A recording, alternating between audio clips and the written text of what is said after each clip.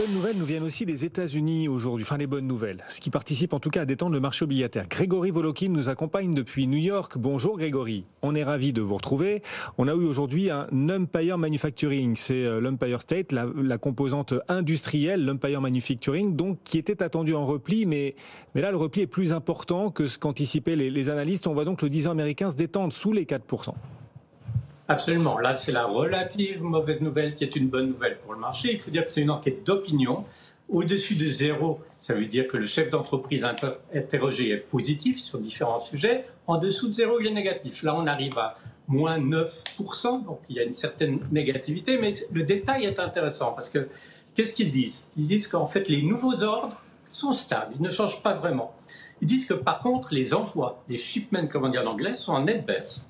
Et ils disent des choses beaucoup plus intéressantes. Ils disent qu'en fait, pour eux, les conditions futures au niveau de leur business sont plutôt compromises parce qu'il y a moins 10 au niveau de cette enquête et ces questions sur le futur pour ces 280 chefs d'entreprise. Et ça, c'est le chiffre le plus faible depuis 2009 par rapport à l'estimation du futur. Donc, c'est un peu la constatation d'un ralentissement, mais en même temps, il faut vraiment le dire, c'est aussi la constatation d'un ralentissement qui se fait vraiment lentement et dans la douceur, pas dans la douleur, je dirais. Et c'est plutôt bon. Le 10 américain à 3,9, ça aide les indices américains qui avaient beaucoup reculé quand même vendredi à rebondir aujourd'hui, plus de 2% de hausse sur la plupart des indices US. Avec en plus des résultats bancaires finalement plutôt pas mal accueillis. On a eu ceux aujourd'hui de Bank of America. Que nous dit Bank of America et quels premiers enseignements peut-on tirer sur ce secteur bancaire des publications, Grégory? Oui, on pourrait se dire super résultat, et c'est vrai, ils sont au-dessus des estimations, sur les revenus, sur les profits.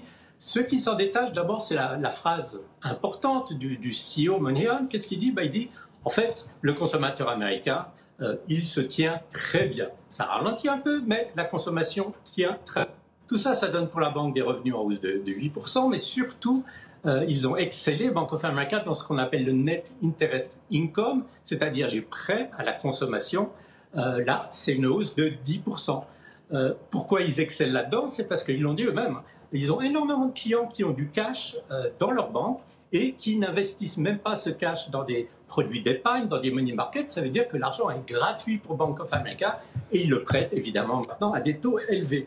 Deux choses intéressantes quand même, c'est les impayés qui augmentent. Donc les impayés sur les prêts augmentent de 12%, mais ils partent d'un niveau extrêmement bas, donc ce n'est pas encore une inquiétude. La banque d'investissement, comme les autres, c'est en baisse de 46%. Les activités trading, comme les autres, très bonnes au niveau obligataire, moins bonnes au niveau des actions. Et je dirais en fait une autre chose positive, mais qui donne une bonne indication par rapport à l'ambiance, que la taille des prêts augmente de 12%. En fait, si on veut faire la conclusion pour cette saison des earnings, qu'est-ce qu'on va dire? On va dire que les banques profitent bien de la hausse des taux d'intérêt, que la consommation se maintient, que le trading se passe bien quand il s'agit d'obligations. Malheureusement, ça a fait baisser les obligations, donc c'était des ventes.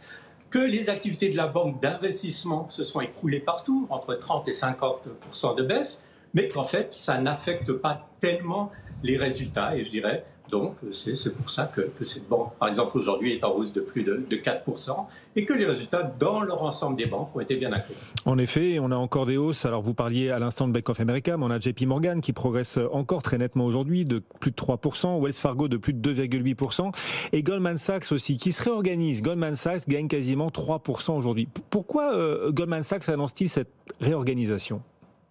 C'est une question intéressante parce qu'en fait, c'est la troisième réorganisation que Goldman annonce en 4 ans. Ça ne donne pas trop confiance et c'est sous le nouveau CEO depuis 4 ans, donc Monsieur Solomon. Donc, ça veut dire quoi? Ça veut dire qu'il y a des choses qui fonctionnent peut-être pas tellement bien. Alors, qu'est-ce qu'ils font en fait dans leur réorganisation? Ils consolident la banque d'investissement avec le trading. Ça va donner une grande branche parce que ça, c'est vraiment leur forté. C'est là qu'ils sont les meilleurs. Et puis, ils consolident maintenant la gestion wealth management, et c'est là que ça devient intéressant, avec leur banque de détail. Cette banque de détail, c'était un grand espoir pour Goldman Sachs, ça s'appelle Marcus, c'était des prêts en ligne, entre autres, et en fait, de consolider cette banque de détail dans le wealth management, c'est une façon tout simplement de démanteler la banque de détail de Goldman Sachs, qui perd plus d'1 milliard de dollars par année, et donc qui n'était pas une activité porteuse. Maintenant, pourquoi ils annoncent tout ça? c'est pas non plus totalement innocent. On peut spéculer qu'il y a peut-être maintenant quand même de la pression sur le CEO de la part des partenaires, des directeurs de branches d'activité. C'est pas que l'action est tellement sous-performée, c'est pas vraiment le cas, mais c'est surtout qu'en fait, vous avez des banques qui ont quand même des bien meilleurs résultats que Goldman ces derniers temps, et notamment JP Morgan. Donc, je ne dis pas qu'il est à risque, Solomon, pour ces prochaines années, mais en tout cas, il s'inquiète un tout petit peu, et on verra lors des résultats de demain, est-ce qu'il a raison de s'inquiéter d'une certaine sous-performance de Goldman, ou bien en fait, c'est plutôt un réalignement en essayant de supprimer une branche d'activité qui était non seulement pas rentable, mais à perte. Et puis alors, vous êtes nos yeux et nos oreilles vraiment sur le continent nord-américain, Grégory, une entreprise qui fait beaucoup parler, pour le coup, au Canada. Uber Eats, ils le disent eux-mêmes, Uber Eats propose une première mondiale. Bon, ça c'est le propos d'Uber Eats. Est-ce qu'ils ont raison? Est-ce qu'ils proposent une première mondiale? Et de quoi on parle surtout, Grégory?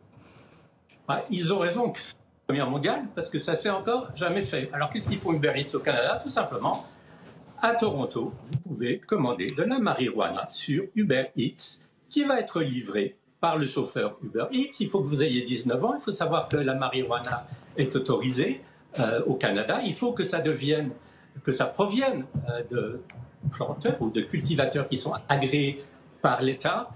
Quand ils disent qu'ils sont les premiers au monde, ils sont le premier tiers parti en fait à faire un business de la livraison de drogue. Ce ne sont pas des Colombiens forcément. Là, cette fois, c'est Uber. Donc oui, je dirais c'est plutôt anecdotique, c'est plutôt amusant, c'est quand même intéressant et ça montre à quel point, disons, le business c'est le business et que Uber, comme les autres, s'ils peuvent faire du business quelque part, ils ne vont pas laisser tomber une opportunité. Et on peut aussi se dire qu'il y a quand même beaucoup de gens qui fument du pot à Toronto, que donc ça pourrait être une bonne branche de business ou des bons nouveaux revenus pour Uber. Une bonne